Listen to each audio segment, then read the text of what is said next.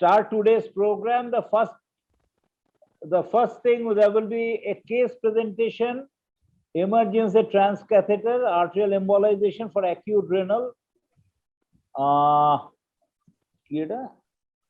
acute renal hemorrhage, the innovative and frugal way. Rajarshi, actually, he belongs to the second batch of DM from Medical College, and he is presently at Bardhaman Medical College, and we all know each other, so I shouldn't introduce anybody. So Rajarshi, please start your screen. Start your case.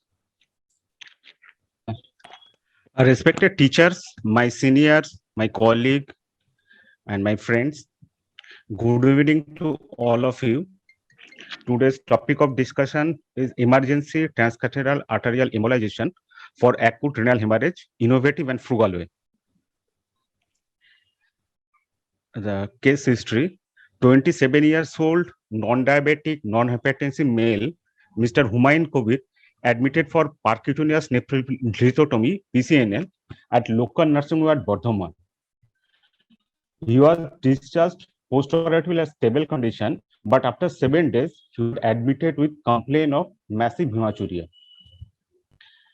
During admission, patient was hypotensive, pulse is rapid, feeble, low volume, hemoglobin is low. Patient was treated conservatively with 3 units of whole blood of the same nursing home, but the hematuria is not controlled adequately. Then the patient was transferred to our hospital for renal angiography and further management. By the way, this is our hospital, and officially it is known as Super Specialty Wing of Bardhaman Medical College, but popularly and commonly, this is the Onamai Hospital. Learning from others people's mistake is always a great idea, but we all learn from our own mistake. Before proceeding to the next slide, I am to admit one thing, that this is our first case of the renal artery embolizations. We see a different method of embolization from our different national conference, but we have no hand-on experience. So during procedure, we make some mistake, correct it, learn from it, then change the procedure of embolizations, and ultimately succeed. We discuss this case in 3 parts. First is a brief anatomy of the renal artery. Second is the cause of hematuria after PCNL surgery, and what are the different indications for renal angiography. And third, how we manage hematuria and what are the difficulties we face. The renal artery arises from the abdominal aorta below the origin of the superior mesenteric artery. This is superior mesenteric artery. Renal artery arises just below the superior mesenteric artery at a level between L1 and L2. And the following structure is seen in the hilum from the anterior and posterior side. This is the valve. We all know it: renal vein, renal artery, and renal pelvis. This is renal vein, next is renal artery, and then is renal pelvis. Near the hilum of the kidney, each renal artery divides into the anterior and posterior branch, which in turn divide into the upper, middle, and lower pole segmental artery. This is renal artery, this is segmental artery, this is segmental artery, and this segmental vessel bifurcate into the lobar artery. This is lobar artery, which then penetrate the renal parenchyma and divide into the interlobal artery. This is interlobar artery, this is interlobar artery, and this interlobar artery gives rise to arcuate artery. This is arcuate artery, which run parallel to the surface of the kidney. Arcuate artery run parallel to the surface of the kidney. Now, this is the renal angiogram of our patient, but this is a healthy kidney. This is the left-sided kidney, and this is the renal artery, main renal artery. Then this is the segmental artery. This is the lower artery. This is the interlobar artery, and this is the arcuate artery. And this dashed line divides the extraparenchymal and interparenchymal renal artery. Why it is so important? Because when a patient complains of hematuria after PCNL surgery, it is most commonly due to the intraparenchymal hemorrhage. Now, cause of hematuria after the PCNL surgery. PCNL is a technique used to remove the certain stone in the kidney or upper ureter that are too large for the other form of stone treatment, such as shockwave lithotripsy or uteroscopy. This involves placement of the hollow needle into the renal collecting system through the soft tissue of the loin and the renal parenchyma. This is the hollow needle, and it is placed during placement of the hollow needle. There is injury of the renal parenchyma and the renal vasculature, which may cause massive hematuria. And now the question is the massive hematuria common after PCNL surgery? The answer is no. It is not a very common complication after PCNL surgery. Now, this is the most authentic and well-recognized article about the severe bleeding after the PCNL surgery. There is only 1% of patients which complains of massive hematuria after PCNL surgery who needs embolizations. And for this hyperselective embolization is the least invasive and best treatment for massive hemorrhage after the percutaneous nephrectomy. Peculiarity of our patient is patient present with delayed bleeding. Now, what is delayed bleeding? Delayed bleeding starts around 1 week after the surgery, and present at an intermittent, continuous, sudden form of bleeding. Patient related to the sudden exertions or movement, there is dislodgement of the occluding clot of a transected partially thrombus artery. So the timeline is, first there is a PCNL surgery, then there is a gap of 1 week, then patients related to the sudden exertion and movement, which ultimately dislodgement of the occluding clot from the injured artery, and which ultimately leads to massive hematuria.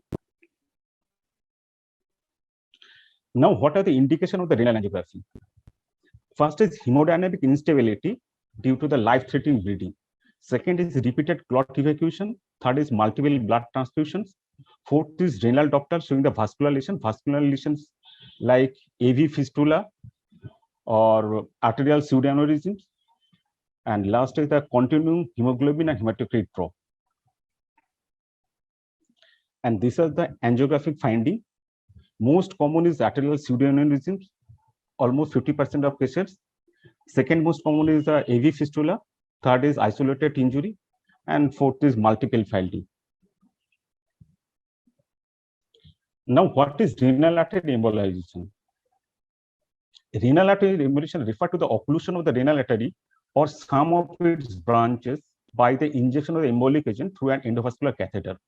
The most important thing about the embolization is the impact of renal artery embolizations on renal function is minimal when hyperselective embolization is performed.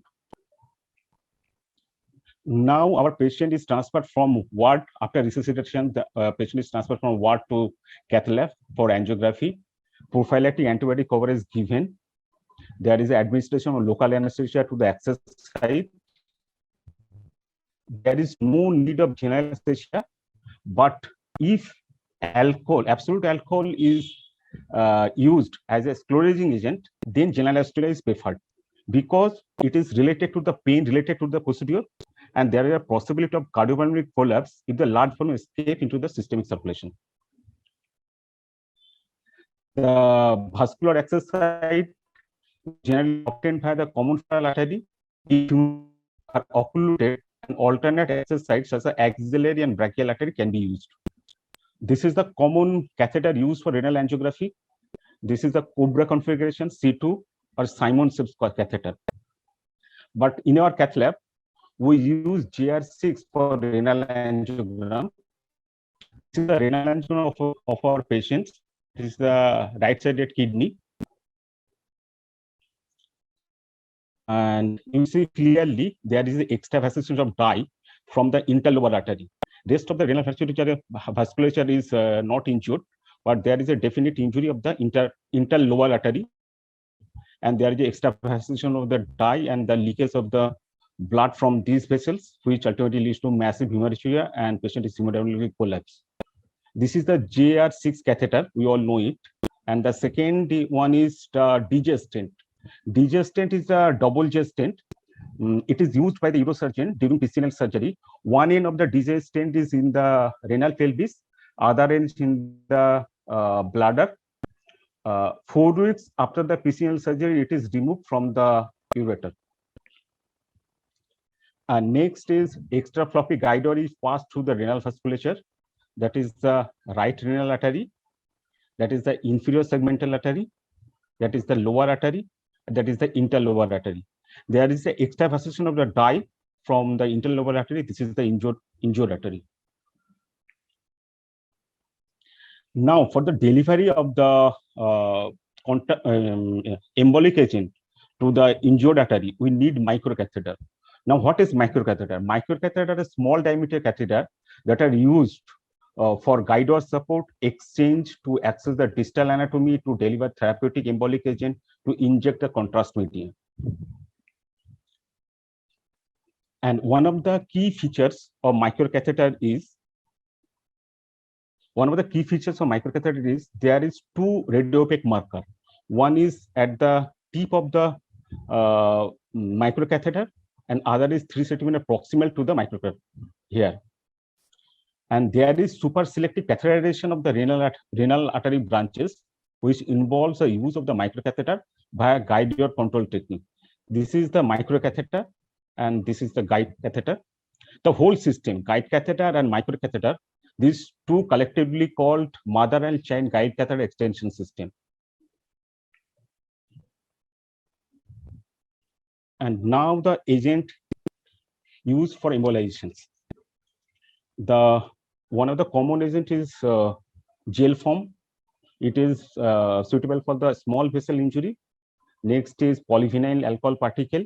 Third is microcoil for the large vessel injury. But now the drama begins, because none are available in our cath lab at that time. And our patient is in hemorrhagic shock, hemodynamic collapse condition. So we have to, so we have no time to arrange a microcoil from Kolkata. It takes at least 1 to 2 days. And as there is no option left, we decide to try fat embolization technique. Now, what is fat embolization? Fat embolization is the administration of the autologous fat, to embolize a perforating artery. These are the steps of fat embolizations. First, the subperitoneal fat extracted from the femoral puncture site. This is the femoral puncture site. Second is subperitoneal fat preparation before embolizations. The preparation is nothing but cut the adipose tissue into small pieces, then fat administration through the microcatheter. This is, and now the result. There is still extravasation of the dye from the injured artery, and it is not successful. Fat embolization not is a disastrous for us. And now question is, why fat embolization fails? This is because during PCNL surgery, neurosurgeon use the wide bore needle, and when a wide bore needle injure a renal artery, it is usually a lacerated injury, and the perforation size is relatively big, and that's why the fat embolization not helpful here. Now what next? If the renal artery embolization fail, next step is nephrectomy. It may be the partial nephrectomy or the total nephrectomy. But our patient is very young, only 27 years old. We deliberately want that some magic will happen, some miracle will happen, so that the hemorrhage would stop. But at that time, we are helpless, clueless, what to do. Then we make a jugaad. Indian people love jugaad, but most of the time, jugaad is underestimated. But if you use it in an innovative way, then the limited resource set can solve your problem. We use PTCA wire as a substitute of microcoil to embolize the interlobar artery. This is the PTCA wire. We use the floppy coronary wire because it is available in our cath lab at that time. The radiopaque tip of coronary wire is cut to use as a substitute of microcoil to embolize the interlobar artery. This is the radiopaque tip. It is cut This is the cut sections. And it is a substitute of microcoil to embolize the interlobar artery. And the 3 centimeter radiopaque tip is placed in the culprit vessel through the microcatheter. It is placed perfectly. This is the coronary artery placed perfectly, cut section of the coronary artery placed perfectly. And there is no extravasation of dye from the injured artery. And this is the final result. The coronary artery placed within the renal vasculature. The distal end of the coronary air is in the calyx. Mid part is within the interlobar artery, and the puckering proximal end are within the lower artery. And the rest of the vasculature is intact. There is no injury during the procedure, and it is completely successful. And this is the side-by-side view of angiography view of before and after renal artery embolizations. There is extravasation of blood before embolizations, but after embolizations, no extravasation of dye. And the coronary wire, the piece of the coronary wire which is used for embolizes perfectly fit within the renal vasculatures. This is the second last slide. This is the patient timeline. Pre-embolization, patient is hypotensive and there is gross hematuria. After 24 hours embolization, patient BP is stable, no visible hematuria, only the microscopic hematuria during REME examinations. 1 week after embolization, no RBC at the REME examinations. 2 months after embolization, hemoglobin is good, no REME, no RBC found in the routine REME examinations. USG of the kidney shows no particularly differentiation, no ischemic change. Urea creatinine is normal. Patient is perfectly all right. And this is a take-home message. Hematuria following PCM surgery is not uncommon. It's 1% of the cases, and sometimes it is life-threatening. Hemodialysis instability due to the life-threatening bleeding is an indication for renal angiography. Coil embolization is the ideal method to stop hematuria. When microcoil not available, radiopaque end of the coronary guide wire is a suitable alternative. Thank you. Thank you for patience. Thank you. Please unshare your screen.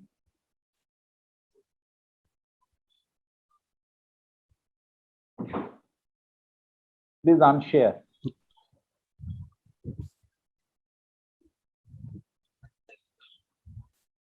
Rajarshi is a wonderful case. Yes, sir. Rather a wonderful and innovative case.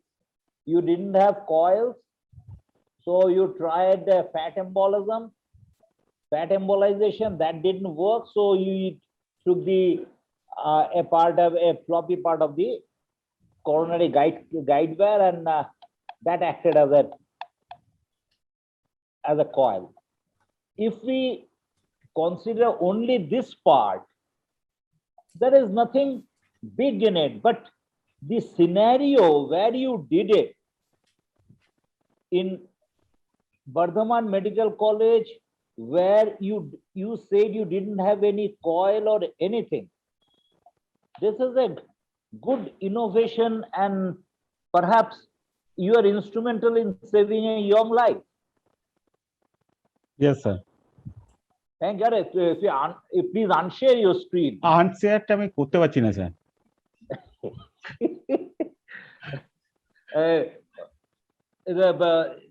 Jignesh or anybody who is there, please unshare, make it unshare screen.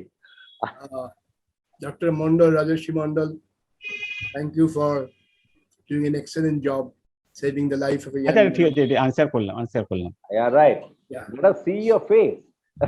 Anjana, please. Saving the life of a young man, it was a marvelous job. I just want to know just 2 or 3 information I should share with you. When I got this program, I thought that I have not had any experience about hemorrhage, acute renal hemorrhage or arterial embolization. So I had a discussion with my colleague, one of the colleagues who is a non-coronary anti-interventionist. He came out, I said, what is the commonest cause? He said, whatever be there in the book, but in reality, PCSL is the commonest cause. So the percutaneous lithotripsy, that is the commonest cause, we should not forget. And I would just like to go back to my old days in PG hospital when I was doing DM. I just had completed DM. We were doing a renal angioplasty for the first time in India. And I was doing it with a balloon only. There was no stent there.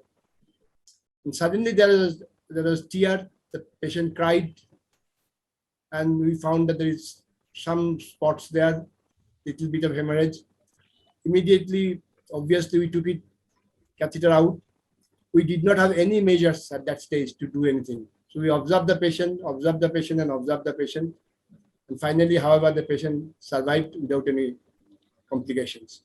So we often come across I just want to know a little details about how did you finally do the embolization with the opaque portion of the coronary artery guide wire.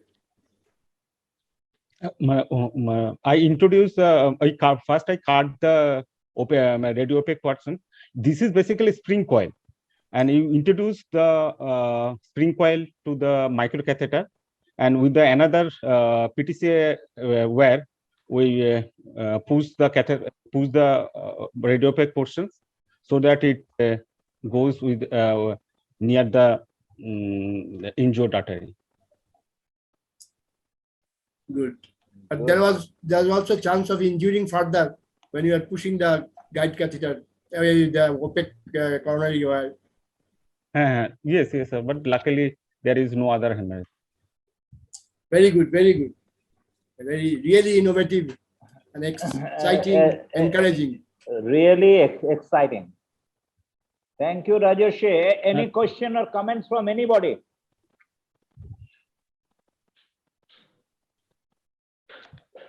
So what will be the consequence of this patient? I think she should have if he had a coil, the consequence will be exactly similar because it has behaved like a coil. Yes, sir. Yes. In fact, if you go for the gel form and others, there is a chance of those materials getting embolized from the kidney to the systemic circulations. But with coil, we don't have that problem. A deflated balloon ঢুকিয়ে দিলে কেমন হতো 1.5 balloon ঠেসে ঢুকিয়ে দিলে কতক্ষণের জন্য থাকতো you want an embolization anyway, you want a thrombosis over there. Balloon is highly thrombogenic. মানে তাহলে ফার্দার ইনজুরির চান্স ছিল না আপনি যেটা বলছেন না ওই শার্প এন্ড দিয়ে ঠেললে blindly ঠেললে Soumitra, this is getting recorded, please, in English. Okay, so what I was telling, as Dr. Anjan Datta was saying, that there would have been chances of further injury by pushing the end of the guide wire. But if you could have pushed a deflated balloon and just pack it over there, 1.5 millimeter balloon and keep it there. So it will be difficult through microcatheter. It will be very difficult through a microcatheter. You don't perhaps go. distance. Even a New York won't go. Sir, even we can I talk? Yeah, sure.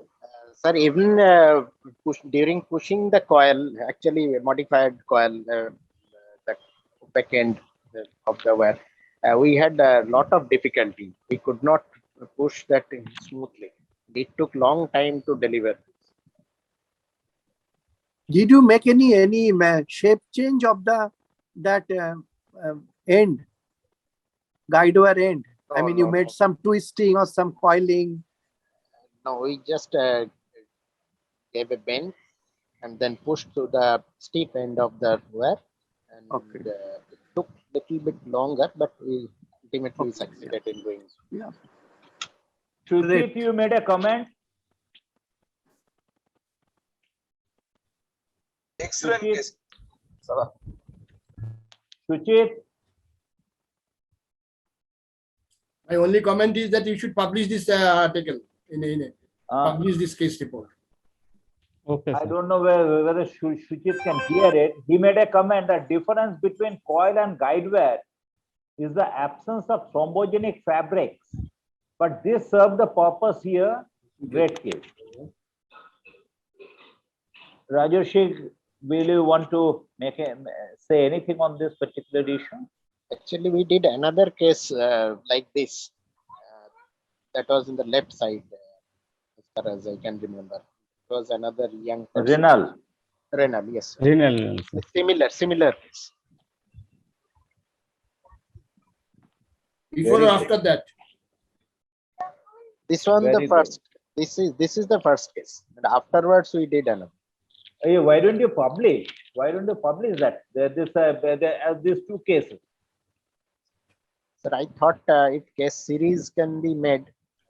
Yeah, but you just see, if you can get more cases, that's fine. But this should be published. This should be published. It's a wonderful case. Yes, sir.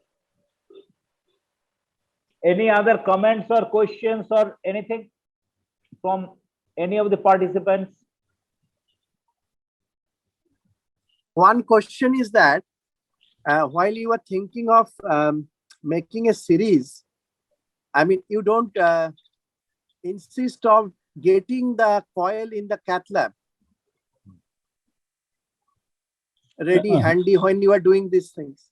Sir, actually, their case when he was admitted, it was 1 or 2 days before Holi.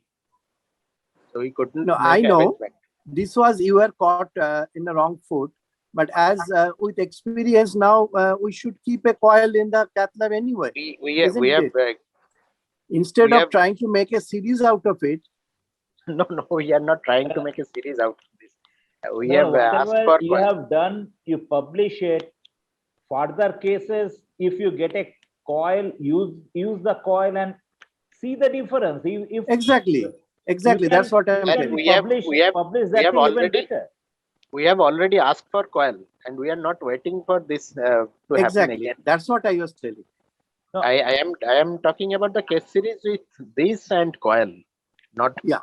the modified coil. Obviously, Yeah, what yeah. are the differences you are facing? What are the problems you are facing with this modified things, and what are the advantages of coil? You can jolly well come down on that. I think that will make it a good paper.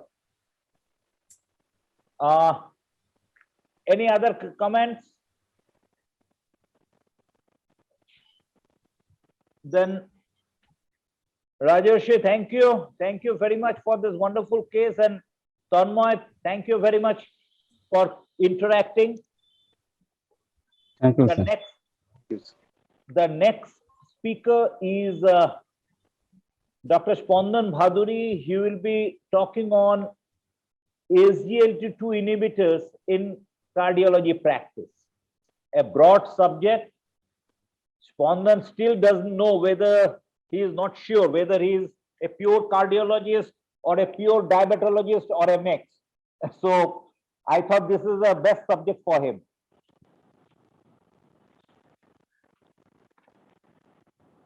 Spandan, Am I audible and my you slides are are audible and visible. okay? Good evening, sir. Good evening, Dr. Rai, and all other seniors and my friends.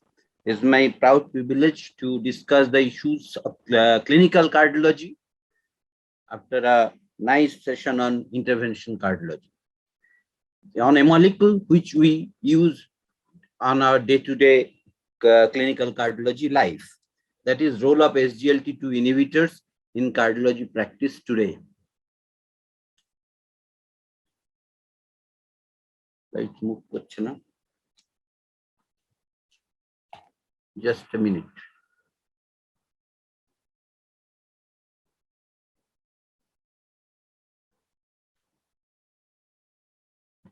My slides are not moving.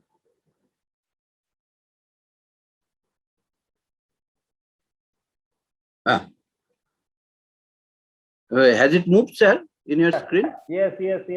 Okay. So sorry for the interruption. So to introduce the topic, heart failure is a global pandemic, and current estimated prevalence is definitely more than 6 crore of cases.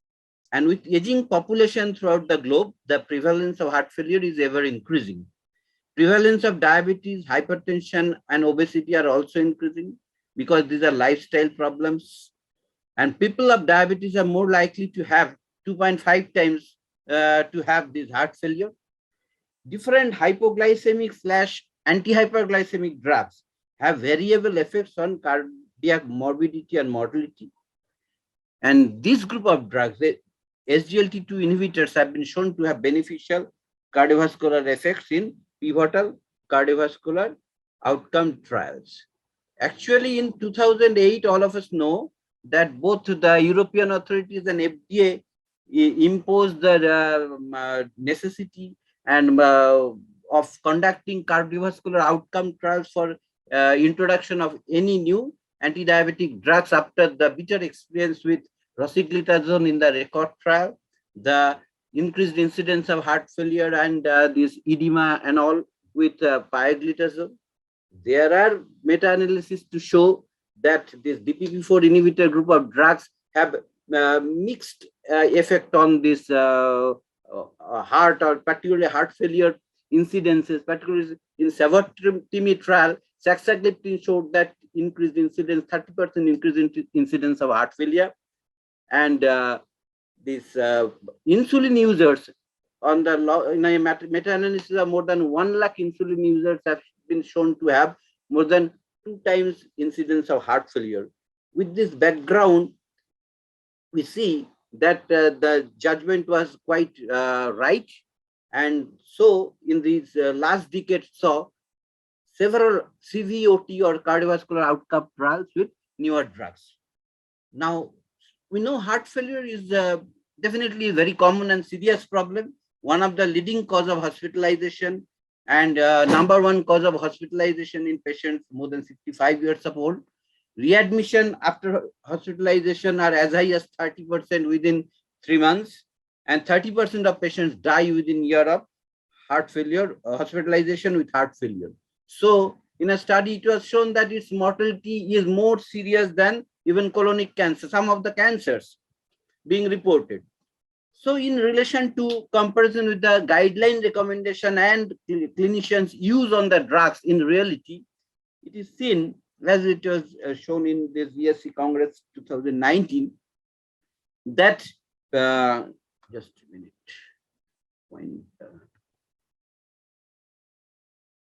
that even though there are approved drugs which are indicated for treatment of heart failure, these ACE inhibitors or ARBs or ARNIs, or together more or less 1/3 to 2/3 of the patients who have no contraindication for their use are not treated with this drug. So we have a lot to improve our performance in the arena of heart failure. Now, regarding this so-called outcome trials, I would like to mention the one important trial all of us know is the EMPA-REG outcome trial done with empagliflozin, cardiovascular outcome and mortality in type 2 diabetes, presented in New England Journal of Medicine 2015, where the 7,000 patients with type 2 diabetes and with high risk CV risk were taken. It is an event-driven trial where the 3 groups were compared. It is a randomized controlled double-blind trial. That's empagliflozin 10 milligram dose, 25 milligram dose versus placebo on background other standard anti-diabetic drugs prevalent or approved at that time. And after a period of more or less more than 3 years of 4 years of observation, it is seen that there was 14% reduction of MACE, 38% reduction of CVD death, all-cause mortality was reduced, and 35% reduction in hospitalization for heart failure. That amazed the whole fraternity that anti-diabetic drug giving this such huge amount of benefit. So actually SGLT2 inhibitors were primarily was drugs for the endocrinologist and diabetologist, and now going to be mostly hijacked by cardiologists. So these cardiorenal benefits were also evident in other CVOT trials with canagliflozin, dapagliflozin, and artogliflozin, namely with CANVAS program, Declare TRIMI program, and VIII CV program. And in all this trial, we can find, though the effect on CV death and kidney outcome is little bit heterogeneous, though kidney outcome is more or less salutary, but heart failure hospitalization reduction is uniform amongst all SGLT2 inhibitors. With this knowledge in background, the mechanism behind this was probed. The evolution of SGLT2 inhibitors in heart failure management can be looked upon like that there are studies with normal ventricular function, that is this preclinical or heart failure patients in type 2 diabetes patients in these CVOT trials, as I have told, and diabetes and without diabetes patients were taken in declared pure heart failure trials like DAPA heart failure trial, delivered heart failure trial, Emperor preserved, Emperor reduced, and soloist worsening heart failure trial. So these are primarily heart failure trial done with SGLT2 inhibitors, where even the relatively symptomatic advanced patients were taken. So considering all this, the possibility gradually became brighter that in addition to these 4 pivotal therapies in heart failure HEPREP group, that is ARNI, ACE or ARB, MRA and beta blocker, this SGLT2 inhibition is evolving as a strong contender. What are the potential mechanisms of SGLT2 inhibition in the arena of heart failure? We know that SGLT2 inhibitors are basically these inhibit the SGLT2 protein in the proximal convoluted tubule and reduce the reabsorption of the filtered glucose load in the proximal convoluted tubule. 90% of the filtered glucose is absorbed in the PCT by this SGLT2. So by inhibiting this, there is glucosuria or glycosuria and attending osmotic diuresis. So it gives some diuretic effect, it gives some antihypertensive effect because this glucose is obligatory transported with sodium. So when glucose is not allowed to enter into the blood, the sodium is also being held there and little bit excreted in the urine. So there is some diuretic effect, there is some antihypertensive effect. Along with, as the calorie is being lost, so there has to be some weight reduction. It is calculated that with these different pivotal trials that more or less 2.5 to 2.7 kgs were lost, particularly in type 2 diabetic patients, and this group of drugs improved glycemic control. And there are reports of this, there is increase in hematocrit, and this is of salutary benefit, particularly in patients of heart failure. We know that treating anemia gives mortality benefit in heart failure patients. And if a drug, in addition to this glycemic and these heart failure benefits, improves some amount of hemoglobin, that will also adds up to the mortality benefit of the drug. How it is doing that? Because this glucose and sodium potassium ATPase dependent pump is inhibited, so or not come into action due to glucose inhibition. So there is preservation of ATP in the PCTs. So there is relative reduction of hypoxia and inflammatory environment in the PCT that leads to the conversion of the so-called the fibroblast into these myofibroblast, which can release more erythropoietin and leading to more hemoglobin. In a trial called VIII CHF study done by this Dr. Verma, Subodh Verma, it was seen that when compared with dapagliflozin and bumetanide, the mechanism compared to loop diuretic was probed, where there it is seen that this in heart failure there is interstitial edema, along with in everywhere in the body. With the use of SGLT2 inhibitor, the patient loses sodium, they lose some interstitial volume, but their intravascular volume is relatively preserved. Whether as bumetanide and loop diuretic, they lost sodium, they decrease interstitial volume, as well as they reduce some intravascular volume too. So combining these two is expected to give more effect in heart failure arena. SGLT2 inhibitors impact on glomerular filtration also, because diabetes, in diabetic population, there is afferent arterial dilatation, and this afferent arterial dilation leads to more, rather hyperperfusion of the glomerulus, more perfused, more there is a leak of proteinuria. In the long run, there is inflammation and attending fibrosis. If this group of drugs, due to this effect on the PCT and this reduced glomerular hypertension, this arterial dilatation also reduces, so the proteinuria is also expected to reduce on the long run. So this is the schematic diagram of the conventional mechanism of SGLT2 inhibitors. That is, they act on PCTs, they inhibit this SGLT2 protein, and through which they also inhibit this, or rather keep this enzyme inactivated. So there is some sodium loss and there is some glucose loss into the urine. There is, as I have already told, reduced ATP consumption in PCT, relative hypoxia leading to myofibroblast, erythropoietin generation, improvement of hematocrit, weight loss, and improved ventricular loading condition due to reduction in blood pressure and reduction in ventricular preload.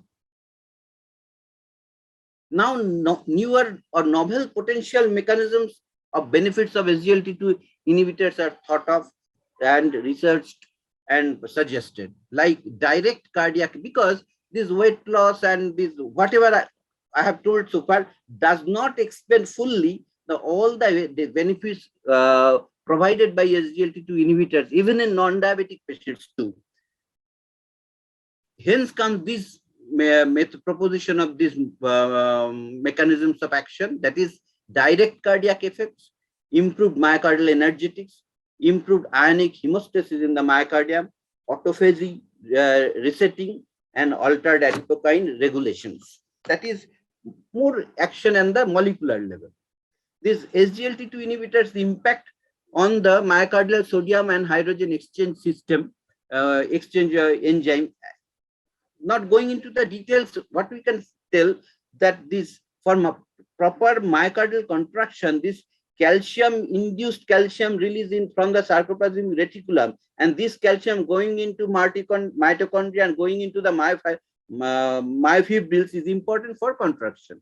So this change in calcium transients is blocked if there is persistent expression of this sodium hydrogen exchanger, as in diabetes. SGLT2 inhibits this also. So there is less cytosolic sodium and calcium. So there is more chance of this ionic transient, so better cardiac contractility, which is supposed to give better cardiac contractility in diabetic cardiomyopathy.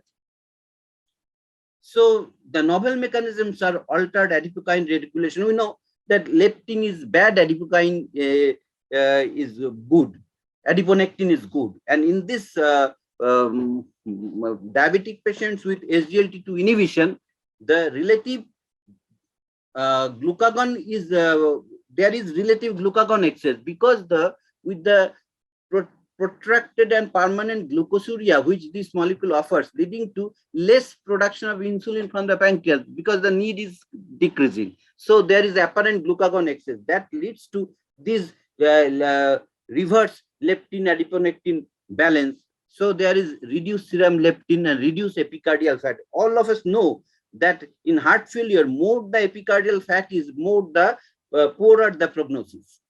Similarly, the autophagy is repair of the at cellular level of this myocardium, and this autophagy is through this activation of these different molecules that also reduce oxidative stress and inflammation attending with the heart failure process.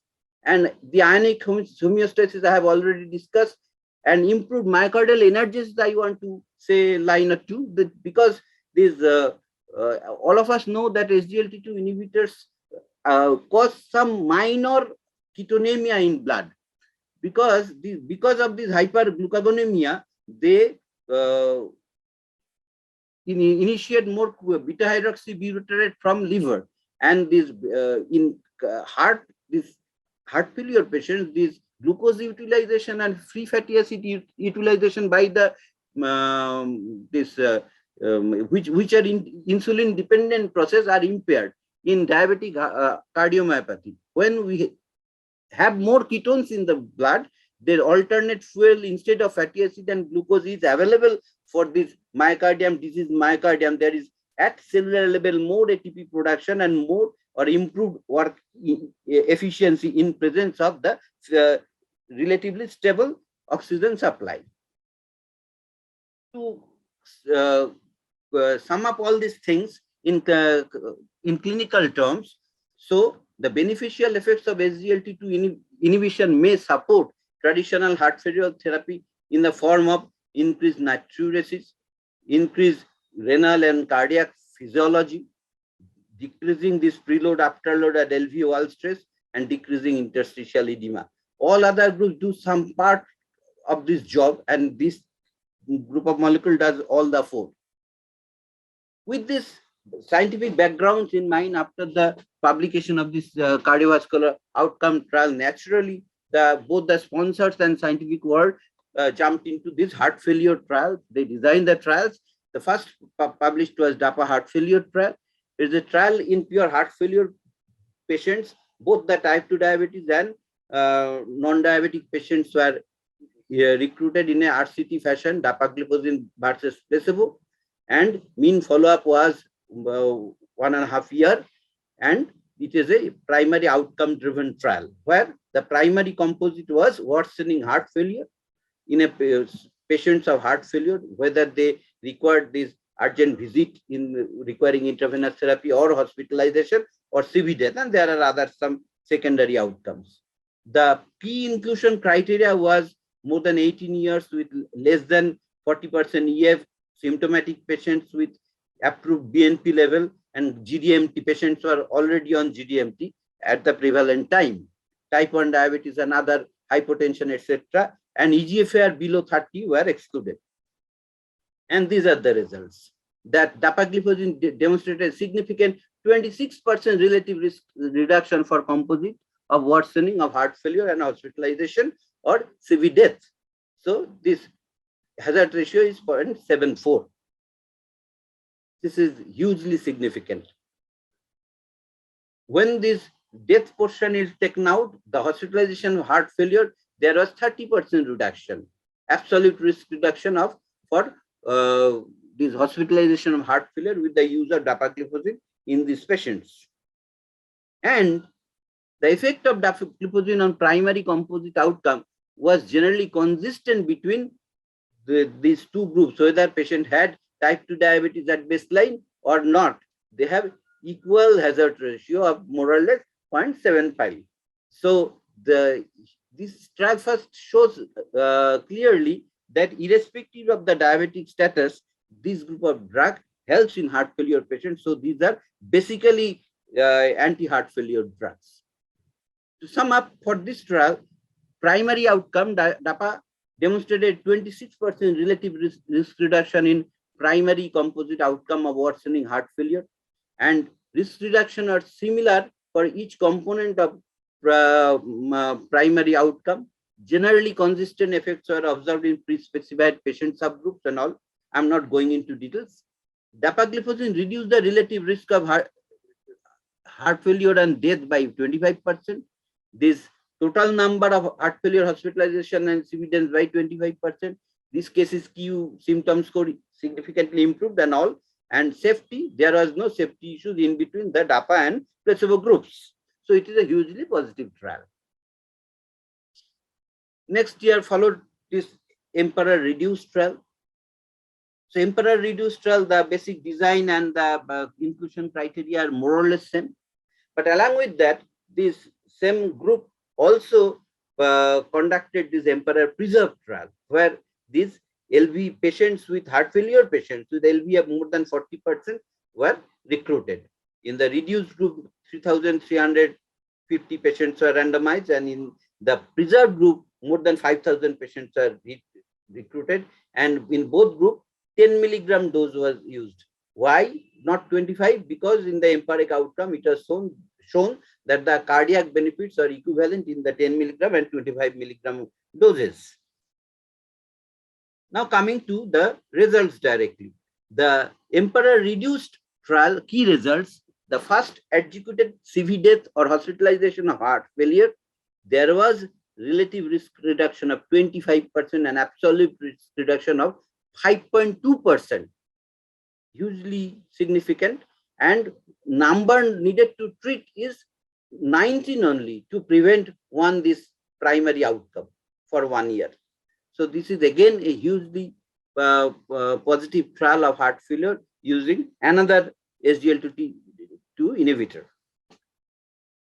And this study also showed that impact on ESRD or sustained profound decrease in EGFR, that is renal outcome.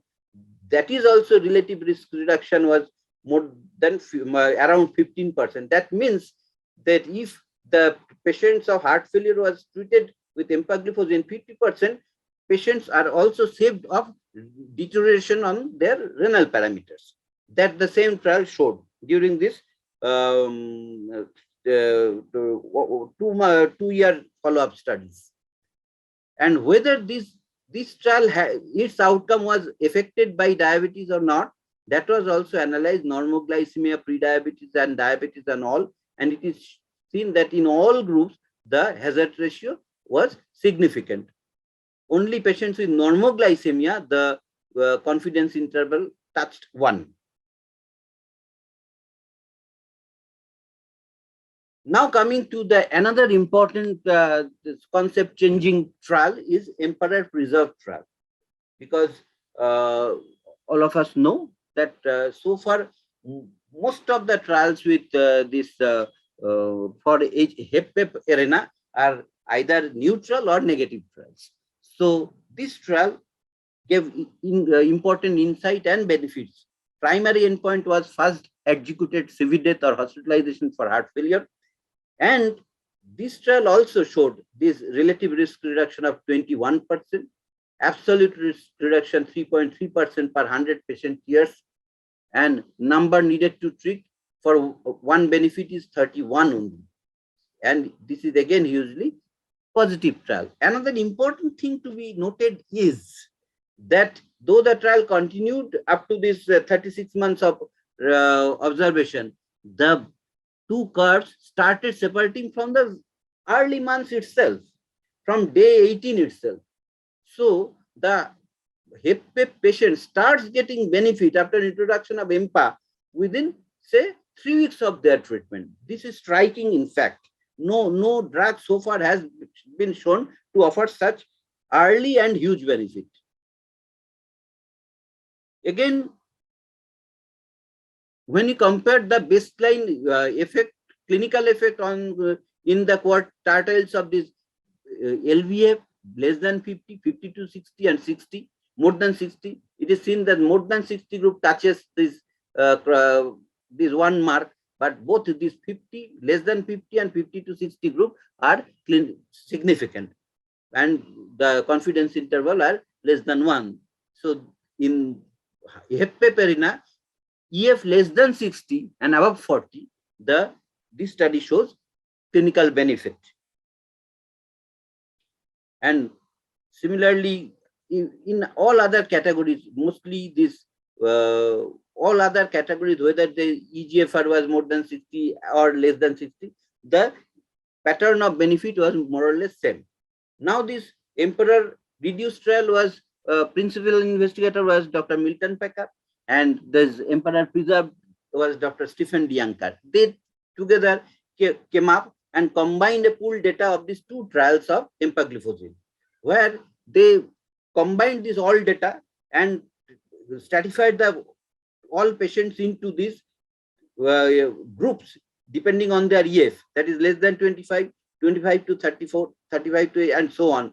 And when this data from this combined from these two studies were analyzed, it is seen that up to 64% of EF, the time to first heart failure hospitalization and total hospitalization was significantly reduced along all spectrum of ejection fraction. So to sum up, irrespective of the baseline ejection fraction, this this group of drug, SGLT2 group of drug, gives salutary benefit in terms of heart failure, reduction in heart failure hospitalization, be it first or recurrent. So this 22 first update of this expert decision pathway by this Maddox et al., they proposed that should we include, the time has come to include this newer group of drug into this foundational therapy for heart failure, HFrEF, for reduction of mortality. So let's see what they say. We are very fond of learning that. Now what this ESC guidelines say, latest 2021. What is new in this guideline? New is DAPA and EMPA recommended for patients with HFrEF to reduce risk of heart failure, hospitalization, death, class 1 recommendation. New is SGLT2 inhibitors, CANA, DAPA, EMPA, R2, and SOTA are recommended in patients with type 2 diabetes at risk of severe events to reduce hospitalization. So the type 2 diabetes at risk of severe events, primary prevention to reduce hospitalization for heart failure, major severe events, ESRD and CV death. Class 1. SGLT2 inhibitors, DAPA, EMPA, SOTA are recommended in type 2 diabetes with HFrEF to reduce hospitalization for heart failure and CV death, secondary. So what changed from 2016 guideline? In 2016 guideline, I can still remember I presented it in this medical college seminar room. There, it was shown that EMPA should be considered in patients with type 2 diabetes in order to prevent or delay the onset of heart failure and prolong life two-way. Now it is SGLT2 inhibitors. 5 names are recommended for primary prevention and 3 for secondary prevention. So this therapeutic algorithm for class 1 therapy is also changed, and that included also these SGLT2 inhibitors. DAPA and EMPA are now sitting in the same row of chairs with ACE inhibitors, RAS blockers, beta blockers, MRAs, and symptomatic control for symptomatic control diuretics. Sorry. Yes. So the strategic phenotypic overview for the management of HFrEF to reduce mortality for all patients, ACE inhibitor, ARNI, beta blocker, MRA, SGLT2 inhibitors are to be used for all patients. This is class 1 indication for all patients of heart failure with reduced ejection fraction. So as I have already told, for primary prevention, ESC has told these 5 drugs for in patients with diabetes at high risk of CV disease or with CV disease in order to prevent heart failure hospitalization. And these are the 2 important lines from ESC. I have already told this. For primary prevention, 5 molecules, and for secondary prevention, 3 molecules are recommended. Recommended for type 2 diabetes with HFrEF to reduce hospitalization, heart failure, and CV death. Both are class 1 level A recommendations. Now, what this absolutely latest guideline recommend us? 2022, published in April itself. It is ahead of publication print or presentation. AHA-ACC, Heart Failure Society of America, guideline for management of heart failure. What they are offering, we know they usually start the guideline with top take-home 10 messages.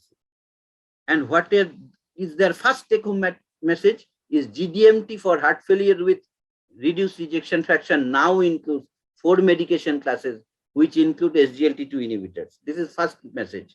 Second, SGLT2 inhibitors have a 2A recommendation in heart failure with mildly reduced ejection fraction. Weaker recommendation 2B are made for ARNI, ACE inhibitor, ARB, and MRA, and beta blockers. So this new group, the only 2A recommendation other than diuretic class 1 recommendation is this SGLT2 inhibitors. Now take home 3. New recommendations for HFpEF are made for SGLT2 inhibitors. MRAs are ARNI, HFpEF, 2A recommendations. And here comes that is algorithm. In algorithm, in the stage 1 disease, patient with type 2 diabetes and CVD or at high risk for CVD. This is different from ESC. This with diabetes, they are telling here high risk for CVD, SGLT2 inhibitors to be used as a primary prevention drug at stage A, that is patients at risk of heart failure. Then comes in patients with symptomatic chronic HFrEF, SGLT2 inhibitors are recommended to reduce hospitalization, heart failure, CV mortality, irrespective of presence of type 2 diabetes. Exactly the recommendations from DAPA heart failure and Emperor reduced class 1A because more than one RCT. Treatment of heart failure, reduced ejection fraction stage C and D. Again, the pivotal drugs are RAS blockers, beta blockers, MRA, SGLT2, 1 and diuretics as needed, similar to ESC.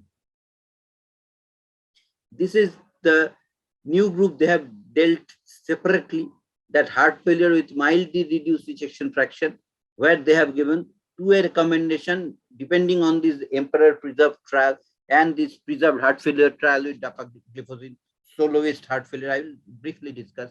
In patients with heart failure mid-range ejection fraction, SGLT2 inhibitors can be beneficial in decreasing heart failure hospitalization and CV mortality.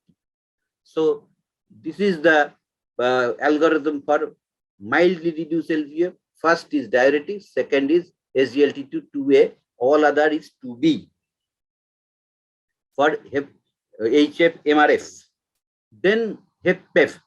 For HFpEF, hypertension control is class 1 and SGLT2 inhibitor can be beneficial in decreasing heart failure hospitalization and cardiovascular mortality 2A.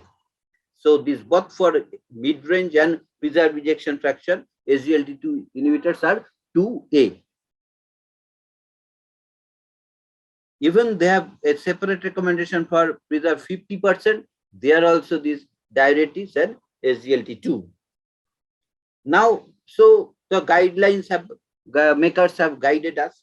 I just want to touch upon the other two trials which are also improving our understanding. One is Soloist and SCORE trial done with sotagliflozin, SGLT2 1 and 2 inhibitors, and another is EMPULSE trial, empagliflozin in acute heart failure. Sotagliflozin is SGLT2 1 and 2 inhibitor. SGLT2 1 is the primary transporter for absorption of glucose and galactose in the gut, and SGLT2 we already know. This Soloist worsening heart failure trial, there's a story in this. I think all of us know that initially 4,000 patients are planned to be recruited, and at least 2.5 year observation was planned.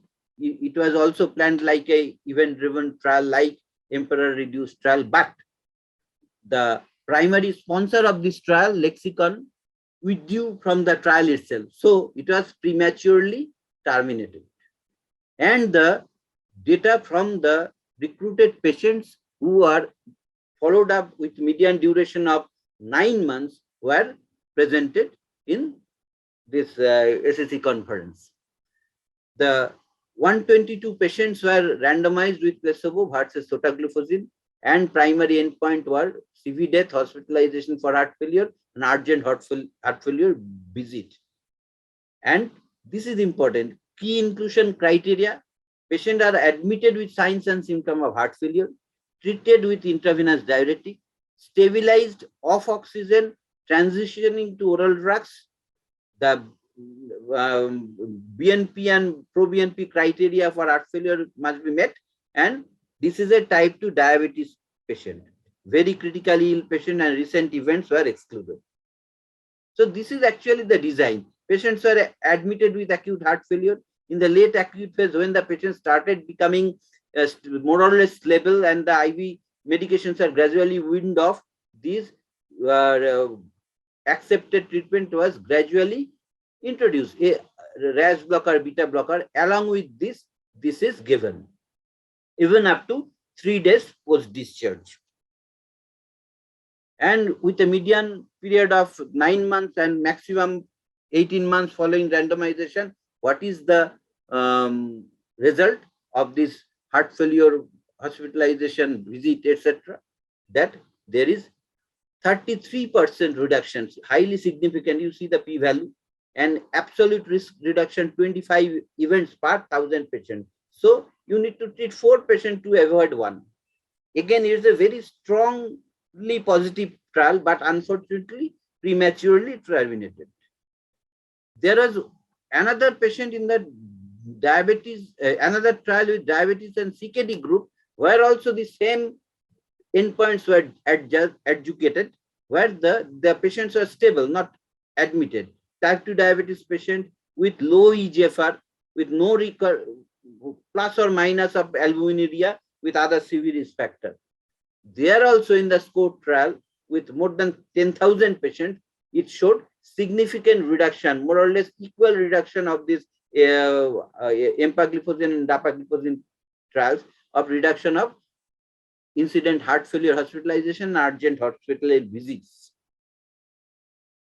Now, this same Dr. Deepaklal Bhatt pulled data from SCORE and this soloist trial, and again, there is 28% reduction of this heart failure hospitalization and urgent heart failure visits and CV deaths. So he concluded that sotagliflozin robustly and significantly reduced the composite of CV death, hospitalization for heart failure, and urgent visits for heart failure. This adds to prior analyses that have demonstrated the benefits of sotagliflozin across the full range of ejection fraction, including normal EF. Sotagliflozin induced the glycemic benefits. So this is another trial. Next comes this Impulse trial, which is discussed in this SEC, presented with a lot of discussion. That is Impulse trial. Effects of empagliflozin on symptoms, physical limitations, and quality of life in acute heart failure. Actually, this Impulse trial provides a missing link between emperor-reduced DAPA heart failure, emperor-preserved, and soloist. Soloist is with diabetes, acute patients. Here, acute heart failure patient irrespective of diabetes.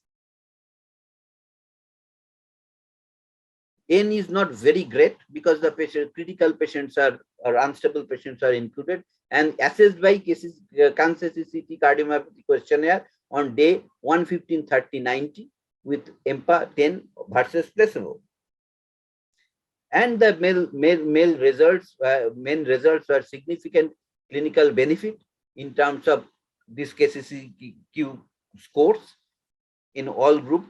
The death and others are not clinically significant, but this overall symptom score, physical limitation score, and all the scores that is included in KCCQ, though we do not, at least I do not use it on clinical practice, but it is used in research level, and that showed that in acute heart failure patient, this EMPA 10 introduced during the acute phase, also giving early benefit of symptomatic improvement.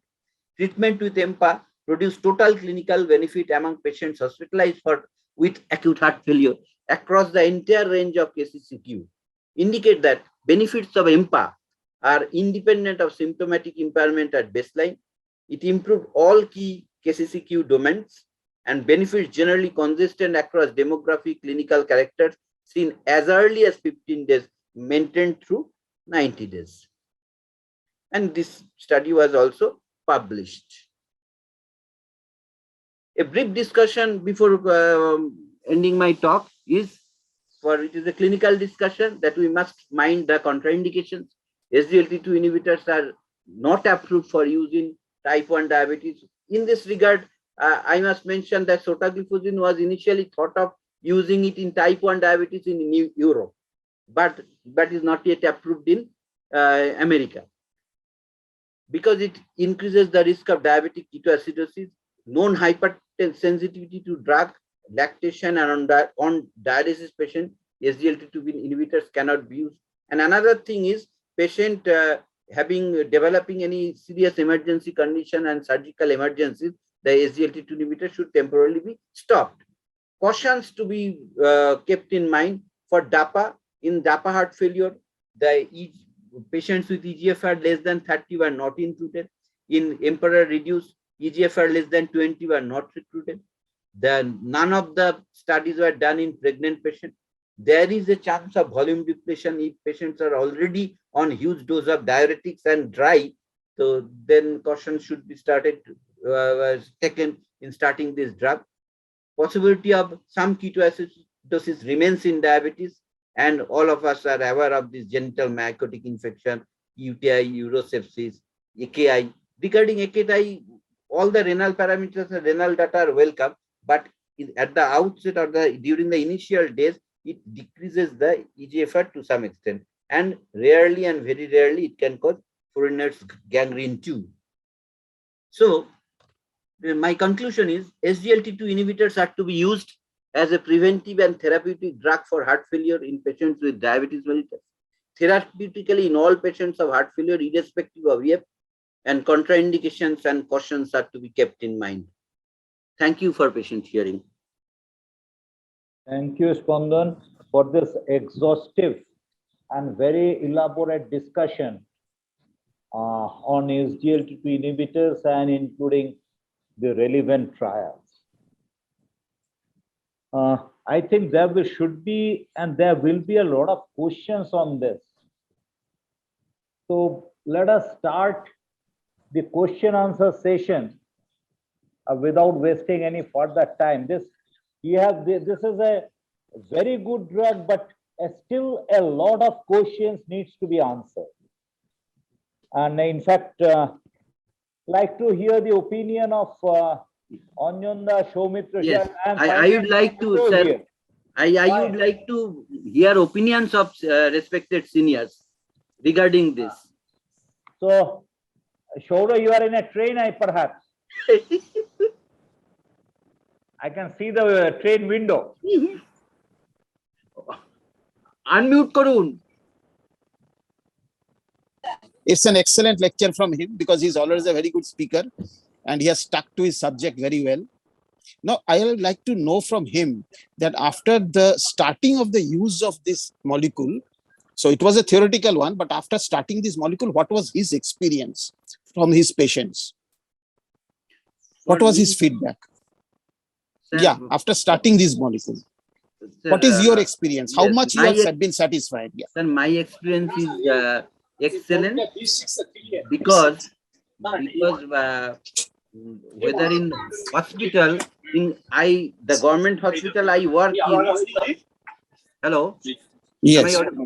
I work in your hospital, that is NBMC, where enagliflozin is freely available for patients of diabetes. This is number one. So I have huge experience of using the Invokana for last several years. Number one. Number two, this I have with all your blessings have some practice on diabetes and cardio diabetes segment. Most of my patients are having problem of both. So with the introduction of this group of molecule, I started using initially in diabetic patients, and there the glycemic benefits were not that stunning, but particularly when I introduced in a very poorly glycemic controlled patients, the infection, particularly genital infections, were a really problem. And as noted in EMPAREG and Canvas program, up to 10% patients are to be discontinued for these side effects. My experience, at least my experience in diabetic segments patients who are poorly controlled on drugs, previous treatment, starting straight away SGLT2, at least 10% patients are to be discontinued. Otherwise, in diabetic segment, it is also good. And in heart failure, I am honestly telling, sir, I am now really using his drugs in OPD also and in as a anti-heart failure. And if you ask you one more question, sir, are you offering to us? Yeah. I am asking you one very simple question. Is it a cardiologist molecule or an endocrinologist molecule? So what will be your answer? I have told in my presentation, it is a primarily endocrinologist molecule, now totally hijacked by cardiology. Very good. Very good. It's an excellent thing. Excellent comment. Thank you very much. I just want to make a small comment. Most important part of the outcome was related to heart failure. If you say the primary outcome was CV death or rapid emergency hospitalization for heart failure, in the CV death, again, most of the deaths are related to heart failure. There is not a single evidence of increased MI or MI-related death. So our initial impression was that this particular molecule, SGLT2 inhibitors, work by taking care of heart failure part only and does not have any other mechanism to explain how it can bring about such a change in the survival benefit. So that remains an area is very not very clear. Second is that the most important mechanism by which it differs from diuretics is that peculiar reflex from the glomerular to the tubular. So tubular glomerular reflex resulting in when their proximal reabsorption is not there, lot of sodium already out from the proximal tubules. Macula densa is not having high sodium content, so it thinks that sodium should be brought. So and we should reduce the sodium. So there is a tubulomacular reflex by which this apparent glomerular filters becomes constricted and the interglomerular pressure reduces. And that is the reason, and that is the very important point of differentiation between a diuretics and the effect of SGLT2. The third point I feel is very, very important. Whenever you are using certain drugs for the treatment of heart failure, particularly in the backdrop of ARNI and other things, to reach to the target dose of DDM, it becomes very difficult. You have to step up, and then you come back again. But in SGLT2 inhibitors, the most important thing is that you only give single dose, and that is tolerated very well, unlike ARNI and other things. And finally, I would request you to remember the word EAT, EAT. This is epicardial adipose tissue. And this epicardial adipose tissue deposition has been considered as a very important cause of sudden arrhythmogenic death in heart failure. And others are all known to us. And there is another important issue of SGLT2 inhibitors, particularly when we talk in terms of sotagliflozin, is that they are not purely SGLT2 inhibitors. Combined inhibitors. Also inhibits the alpha blocker, SGLT1, and that results in sometimes diarrhea, loose motion, hypotension, and euglycemic acidosis. So that is a very important negative aspect. Otherwise, the trials were very much encouraging, both for the SGLT2 1, 2 inhibitors and SGLT2 inhibitors. It only shows that you once worked in nephrology, and perhaps you explained very well. Shomitra, any comment? Yeah, actually, I'm an extensive user of SGLT2 inhibitor. In all heart failure patients with reduced and mid-range, I use it, irrespective of diabetes. With all CKD patient, if ejection is above 25 or 30, I use it, irrespective of diabetes status.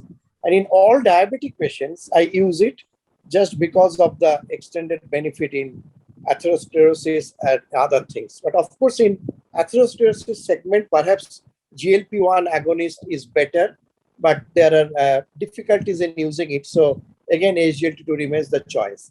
The heart failure segment, I feel my experience is that almost 90% of patients improve the ejection fraction on it. My variable, 5% to 10-15%. So you can easily see the effect, and I have seen it. I'm very convinced, including the mid-range. Only problem with heart failure with preserved ejection fraction is that I don't have any objective parameter to go by. Patient symptoms improve, okay, but that is multifactorial. And NT-proBNP decreases. It is documented, but here, as they have given 2A recommendation, that is the closest by any molecules who has got permitted in HepPEF. So I am bound to use it. I'll use it definitely because it's not 2A recommendation. But I'm still a bit uncertain how to see whether it is getting being effective or not. Shomitra, one query from you. Rather, one thing is that how we are convinced that you are putting your hand in front of the lens. how are you so convinced that it improves the ejection fraction? Because you are giving all the foundational drugs. And Yeah. yes, No. I'm telling you, Shantanu, there are a lot of people whom we did not use it, but used the other 3 foundational drugs so far. And now I am adding it because it is a relatively new drug. So most of them were on S inhibitor, RNA, beta blocker, MRA as tolerated. So I am seeing most patients with 3 drugs. Now I am adding 1. So we can easily discriminate what is the incremental benefit of ejection fraction. That is not too difficult. Yeah, of course, we are getting fresh heart failure, and there you do not know. But there are a lot of patients who are follow-up patients whom I use it and start it and see the change. Well, as you said rightly, that it's your experience, true. But to be a more scientific evidence, an isolated thing should be given, or there should be a controlled one, a 3 versus 4. In that way, but there is no head-to-head trial like that. So it is very difficult to come to a definitive conclusion. But well, your experience may be certainly telling that it improves the ejection fraction. I have one a few question queries. I have got a query to Dr. Bhadury. Spandan, in the soloist WHF, you showed in one slide when the patient is improving, you are starting the RAS blockade, you are starting the beta blockade and MRA and SGLT2 1 inhibitor as well. But in the other trial, SGLT2 1 use is a contraindication to start the sotagliflozin. So in the soloist WHF, did they really use both? Or I don't think so. No. The design was that patients were admitted with acute heart failure. They are treated as per standard treatment of acute heart failure and stabilized. Once they started becoming stabilized, IV medication requirement was reduced, and gradually what we do actually, we start introducing the disease modifying drugs of heart failure. That is these S inhibitor or ARNI and low dose beta blocker. That we try to do in clinical practice. That was the design, that during that relatively stable phase and up to 3 days post discharge, along with standard treatment, this is as against placebo was introduced. That slide was a bit confusing. Yes, clear now. Okay, thank you. Spandan, may I just want to clarify some of my queries? Yes, sir. One is, what is the basic action of SGLT2 inhibitors other than anti-diabetic one on the cardiac front? It is perhaps the diuretic action it is the most obvious. It is rather a mild and balanced diuresis, and secondly, sodium loss is not too great like a loop diuretic. Thirdly, it favorably has some favorable influence on the intraglomerular pressure. Rest of the things, whatever you said, is at the subcellular level. Yes. And there are some studies showing that in the animal models, it improves the mitochondrial metabolisms and all.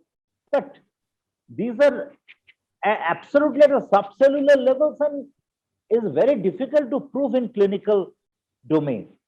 So what is how comes? Actually, that meta-analysis and review article I went through, that presently there are ongoing studies on the exact issues you are pointing out, that whether what Dr. Dotto pointed out, that this epicardial fat reduction and its association with heart failure mortality, that what I told, that reversion of this deposition. Epicardial fat deposition. Deposition, yes. Yeah. That reversion of leptin and adiponectin ratio by this relative glucagonemia induced by these SGLT2 inhibitors are proposed to be the prime driver of reduction of leptin that can cause this reduction of epicardial fat. This is number one. But one thing, And that is one epicardial study. fat, I tell you, that is actually, we get more sudden death Yes, in this thing. But here, the sudden death is not that greatly yes. influenced. It is the heart failure hospitalization that is the prime mover. Yes, sir. In all trials, the heart failure death or CV death was either neutral or marginally beneficial. Exactly, but it is basically Marginally, driven by but the heart failure hospitalization. All the primary composite outcome are primarily driven by beneficial effects on heart failure Hospitalization and effects and other effects, right? Yes. Second And regarding thing, that, they are telling that myocardial energetics, that ongoing trials are there. What they are telling, that calcium overload in the myocardium and myopathic muscle and reversion of this intracellular calcium overload may be an important driver of improvement. What Dr. Rai was also suggesting, that improvement of possible this cardiac performance, if not EF. Spandan, it is. would you please tell us? Anjan, আমি আরেকটা প্রশ্ন করব। Yes, sir. Please. Yes, sir. Yes, sir. That is in the emperor preserved. It is not a study on the preserved ejection fraction. It is a mid-range plus preserved. They have taken from 40 onwards. And if you segregate the results and see in the mid-range ejection fraction, where in any case everybody will go for the drug, for the foundational drug, Yes, yes. the benefit was there more, much more. Yes. It was 26 or 27% relative risk reduction versus in patients with preserved ejection fraction, where the benefit was only 17%. It was, there was a difference of around 10% relative risk reduction. Yes. So is it not the same thing that more severe the heart failure is, Higher the benefit, lower the ejection fraction, more higher the is the benefit. quantum of benefit? Yes, And sir. that is going on with all the drugs. Here perhaps the spectrum has increased to up to 60. They Up to have 60. shown up to 60. So it is, they have given a class 2A recommendation in HFpEF.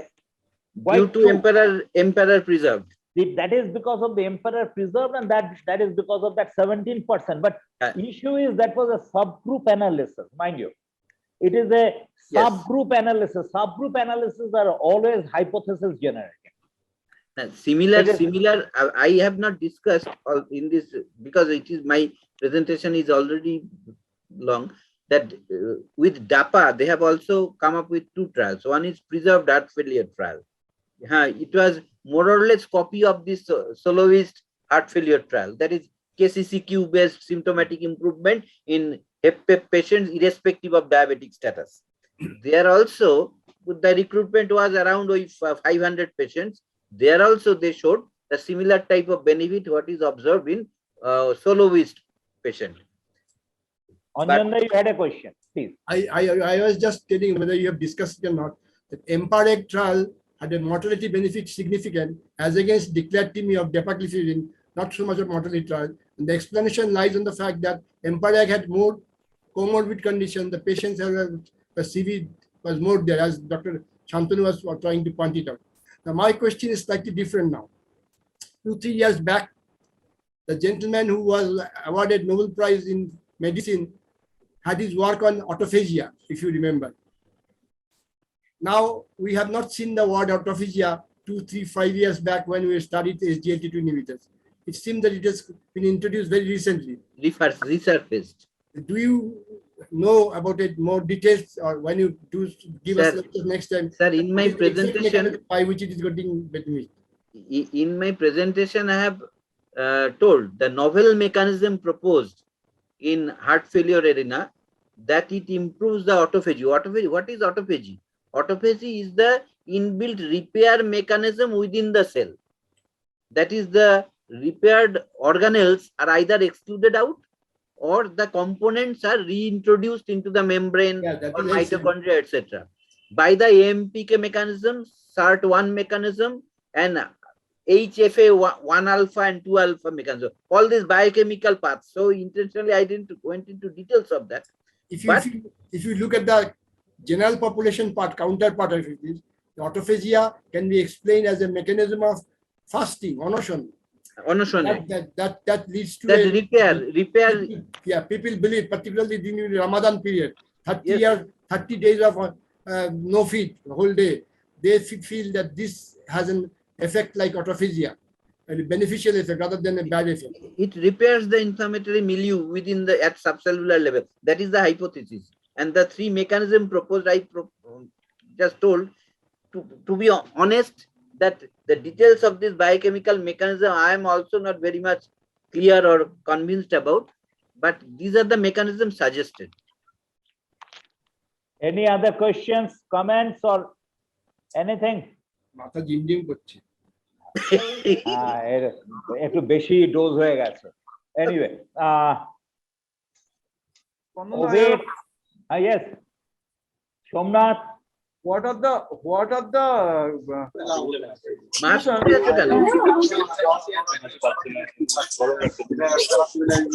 Somnath, please. I am having a cup of tea. Please, carry on. SGLT2 inhibitor. You are not audible in the intervening period. Please repeat. What are the situations in where you have to stop the ongoing prescription of SGLT2 inhibitors? Just tell me the situations where you have to stop. Existing prescription, you have to stop. Have you seen my last but one slide? No. No, actually, no. Sorry to say. It was there. It was there. Just you repeat it. Still, there are some absolute contraindications. There are some caution areas. In the caution areas are a patient on SGLT2 now with progressive deterioration of renal function beyond the designated limit of less than 30 and less than 20 for DAPA and EMPA respectively. Patient developing urosepsis, patient developing significant AKI, patient developing Fourier's gangrene. These are the patient developing severe volume contraction and patient developing ketoacidosis, patient developing sepsis, patient undergoing any emergency surgical procedures within 24 to 48 hours. These are the areas where temporarily we should stop. Because of the unstable hemodynamic status, the chance of lactic and ketoacidosis joining hands and deteriorating the patient is more. So these are the areas where the temporary stoppage. And Hyperkalemia, yes, sir. And if the EGFR is below 20, EMPA should not be used. And that I told. And if it is below 30, DAPA should not be used. Yes. That you have shown already. That you have shown already. Kollan, Mita, Rajarshi, Rothin. Anybody awake? Any question or comment? এরা সব জানে, বড্ড বেশি জানে।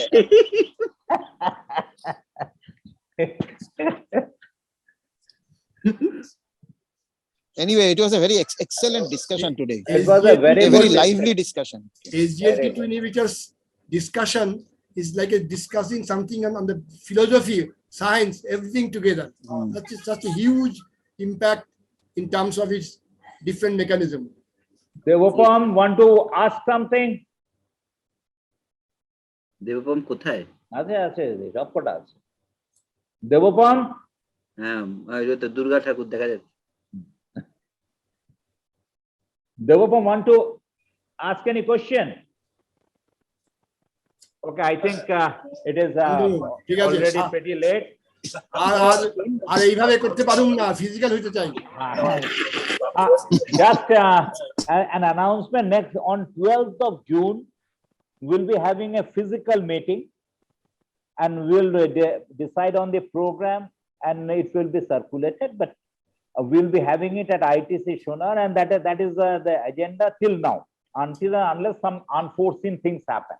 Anywhere, just physical. That is no, we have already booked it. We have already booked ITC a small room to accommodate around this 25-30 people. So please keep that day free. We'll be having it in the evening.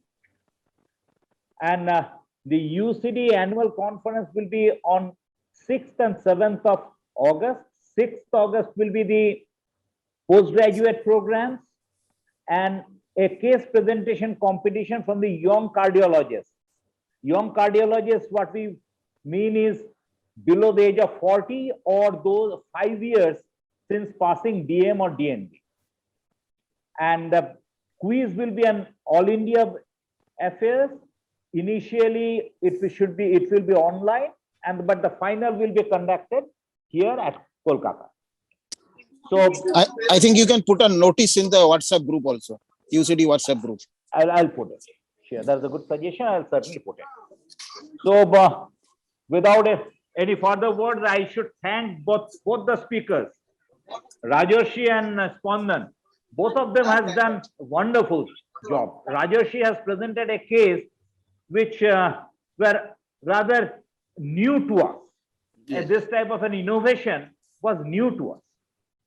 And Spandan has very exhaustively dealt with SGLT2 inhibitors. At some points, I was just confusing whether I'm hearing a cardiologist or I'm hearing a diabetologist. Anyway, thanks to both of you and thanks to all the participants for this excellent discussion. Let us call it a day. Good night and Good night. goodbye. Good night.